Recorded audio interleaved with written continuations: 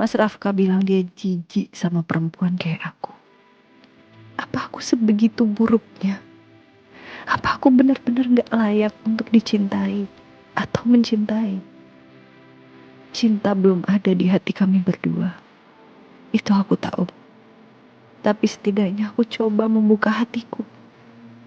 Tapi Mas Rafka bahkan gak mau memberi celah sekecil apapun.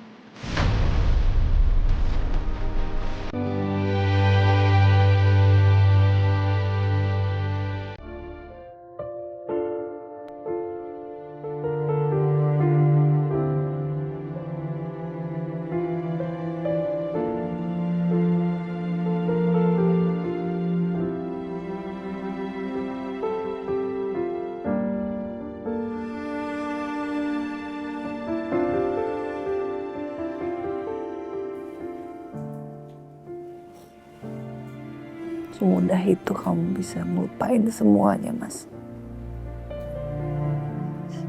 Seakan-akan gak terjadi apa-apa di antara kita. Bisa kamu tidur nyenyak ya, Mas? Saat kamu habis nyakitin hati aku dengan kata-kata kamu.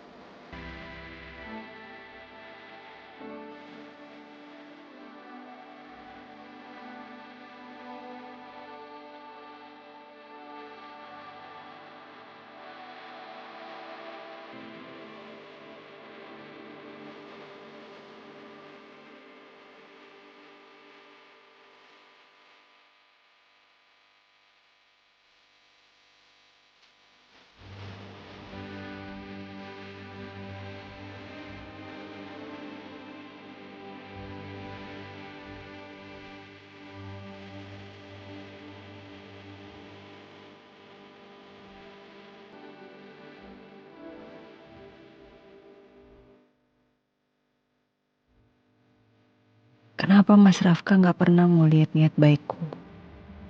Kenapa semuanya harus sesakit ini? Aku cuma mau nolong. Cuma itu. Tapi kenapa rasanya aku kayak sampah yang gak pantas untuk disentuh? Mas Rafka bilang dia jijik sama perempuan kayak aku. Apa aku sebegitu buruknya? Apa aku benar-benar gak layak untuk dicintai atau mencintai? Cinta belum ada di hati kami berdua. Itu aku tahu. Tapi setidaknya aku coba membuka hatiku.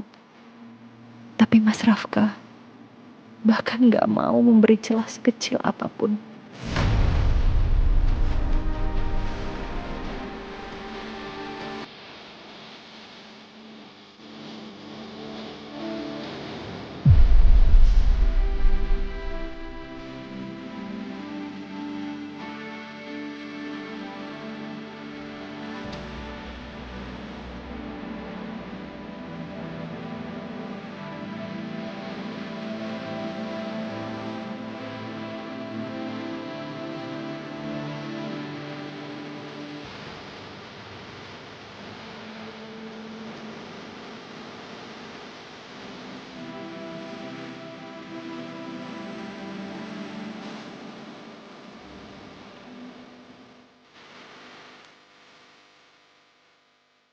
Gak apa-apa. Aku anggap aja ini ujian pernikahanku sama Mas Rafka. Kelak aku yakin aku pasti akan bahagia dengan suamiku.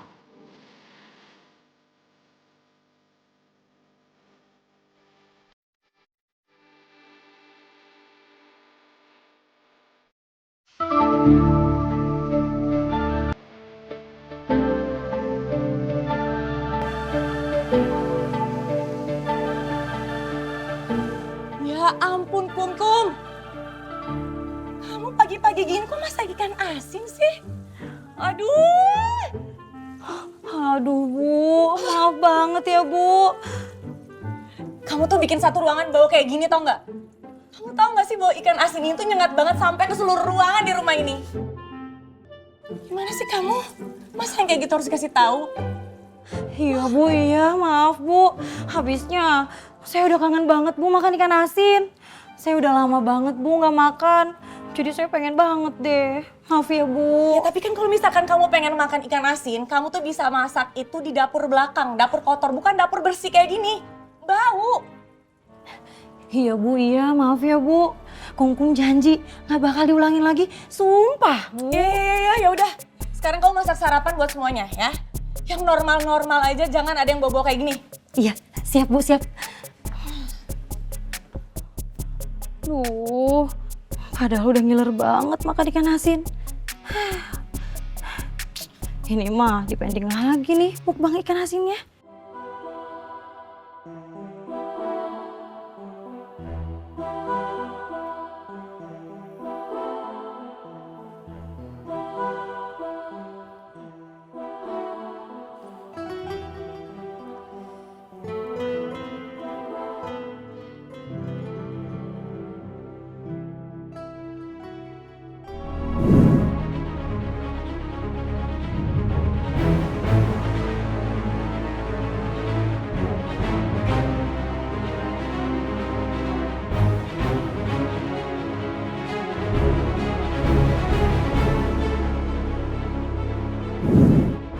Aku ini nggak nyaman. Aku ini risih. Menjalani hubungan tanpa cinta.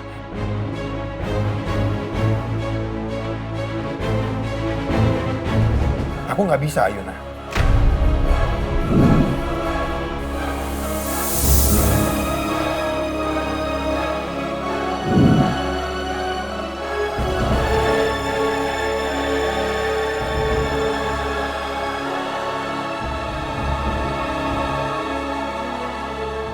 Mungkin kamu bisa sama orang lain menjalani hubungan tanpa cinta, tapi kalau buat aku, itu nggak bisa.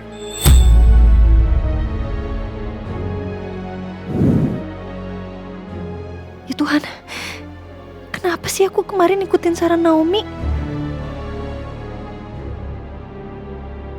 Aduh, Ayuna. Aduh, kamu nih nyari mati. Gimana aku sekarang harus ngadepin Mas Rafka? Mau dikemanain mukaku?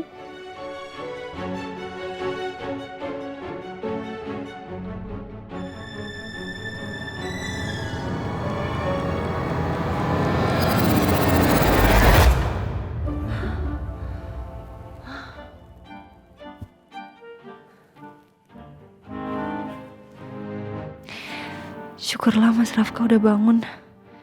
Aku harus ngindar dulu. Jangan sampai ketemu. Aku gak siap.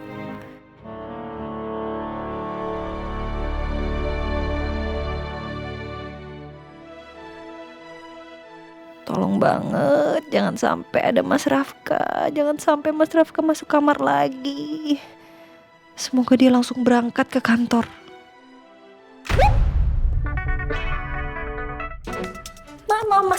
Maaf.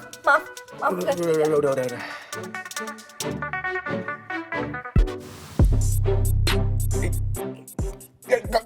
Kamu mau kemana? Mau mandi, Mas. Ya kalau mau mandi minggir dong. Jangan ngalang jalan.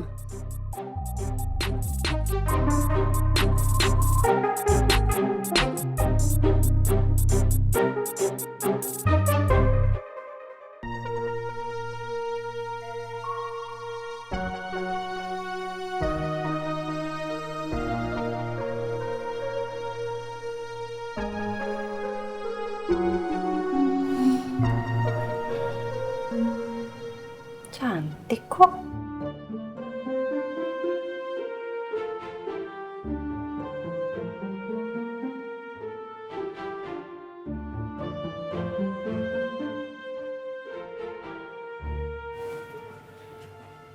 Badan juga nggak jelek-jelek amat. Tapi kenapa ya? Mas Rafka nggak bisa lihat itu. Rabun kali matanya nih. Susah banget. Masa sih nggak tergoda sedikit pun gitu? Ternyata berat ya. Menjalani pernikahan tanpa cinta.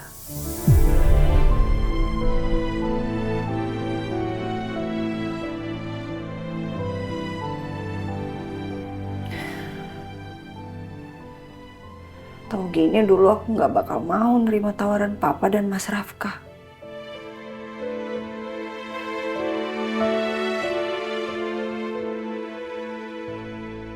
Ini adalah kecewaan kami yang paling mendalam buat kamu. Dari kecil kami rawat kamu, kami jaga kamu sebaik mungkin. Bahkan Bella tuh nggak tahu kalau kamu itu hanya anak hasil adopsi. Tapi apa balasannya apa?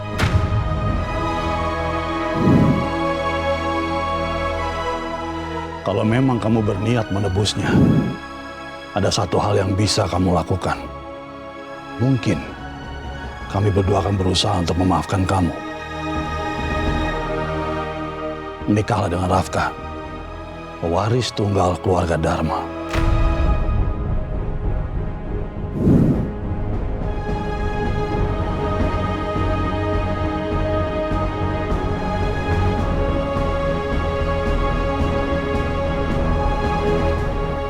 Pernikahan ini adalah salah satu cara untuk aku menebus kesalahan aku sama Mama dan Papa atas kepergian Bella.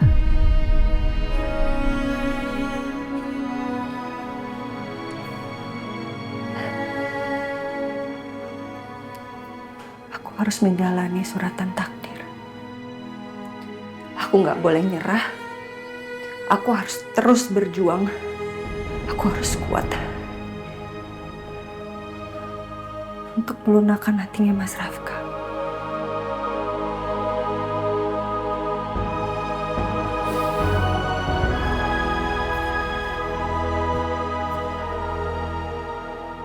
Semangat Ayuna. Pasti bisa. Semangat. Bahkan mulai pagi hari ini Papa membuat aturan baru.